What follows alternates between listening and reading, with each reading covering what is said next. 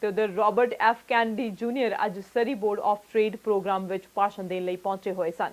ਉਹ 13ਵੇਂ ਸਾਲਾਨਾ ਸਰੀ ਵਾਤਾਵਰਨ ਅਤੇ ਕਾਰੋਬਾਰ ਅਵਾਰਡਸ ਦੇ ਲੰਚ ਵਿਖੇ ਮੁੱਖ ਭਾਸ਼ਣਕਾਰ ਯਾਨੀ ਕਿ ਕੀਨੋਟ ਸਪੀਕਰ ਸਨ, ਜਿਸ ਦੀ ਮੇਜ਼ਬਾਨੀ SBOT ਯਾਨੀ ਸਰੀ ਬੋਰਡ ਆਫ ਟ੍ਰੇਡ ਨੇ ਕੀਤੀ ਸੀ। ਉਹ ਨਿਊਯਾਰਕ ਦੇ ਸਾਬਕਾ ਸੈਨੇਟਰ ਅਤੇ US ਦੇ attorney general Robert F Kennedy ਦੇ ਬੇਟੇ ਅਤੇ ਸਾਬਕਾ ਰਾਸ਼ਟਰਪਤੀ ਜੌਨ ਐਫ ਕੈਨਡੀ ਦੇ ਭਤੀਜੇ ਹਨ।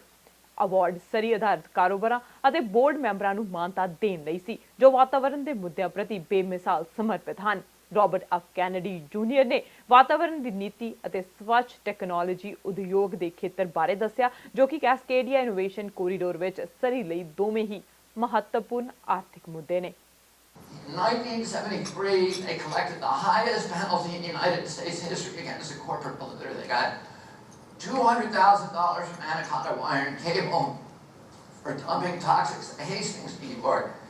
They used that money to construct a boat, and they began patrolling the river. They used bounty money in 1983 to hire their first full-time riverkeeper, a former commercial fisherman named John Cronin.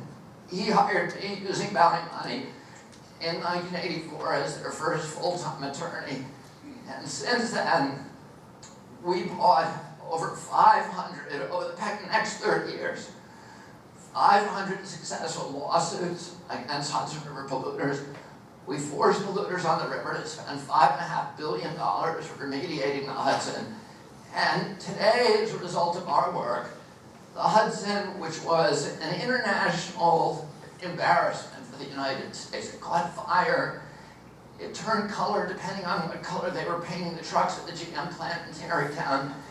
It was zero dissolved oxygen, dead water, 20 miles north of New York City, 20 miles south of Albany. Today, it's the richest waterway in the North Atlantic. It produces more pounds of fish per acre, more biomass per gallon than any other waterway in the Atlantic Ocean north of the equator.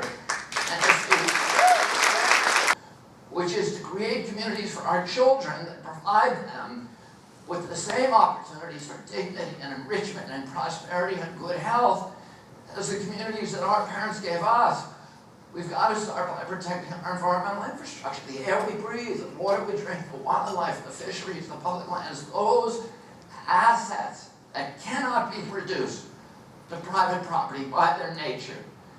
They are the possession of the entire community.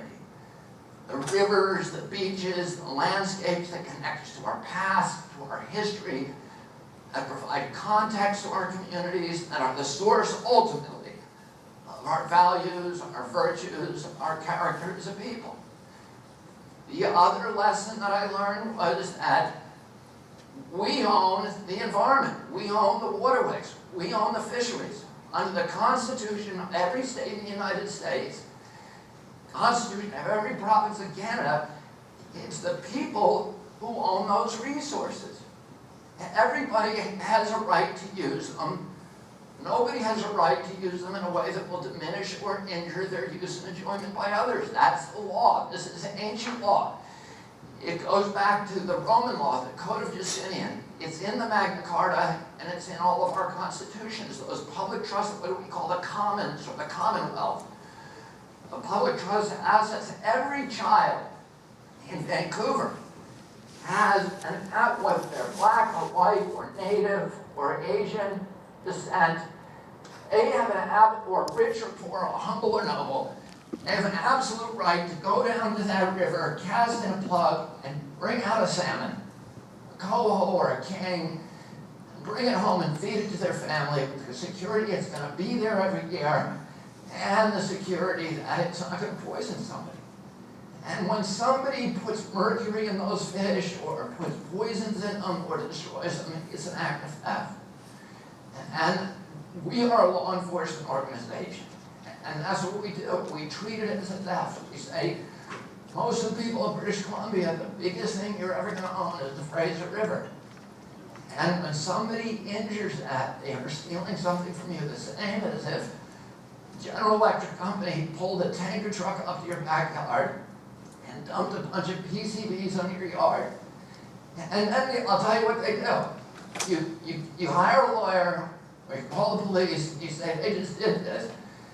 And GE comes back and says, oh yeah, we're sorry. clean it up. We're only going to clean up about 80% of it because the rest of it's too expensive. And what we say to them is, we don't care how expensive it is. You put it there. You profited from it. My children play in that yard. If you want PCBs in your yard, add them yourself at home. But don't put them in my yard and don't put them in the public trust. And we need to end subsidies to the carbon industry. We need to make the carbon industry pay for the injury, the full cost of bringing carbon to market, which is the cost of pollution and bad health and oil spills, etc. And we need to have true free market capitalism, which requires that actors who bring products to market need to pay all the costs of getting them there, including the cost of cleaning up after themselves, which was a lesson we were all supposed to have learned in kindergarten. Yeah, and Mr. Kennedy, they always, the rich countries, G7, they always blame on India and China. What are your take on that? Third world countries, India, China, are they the biggest polluters?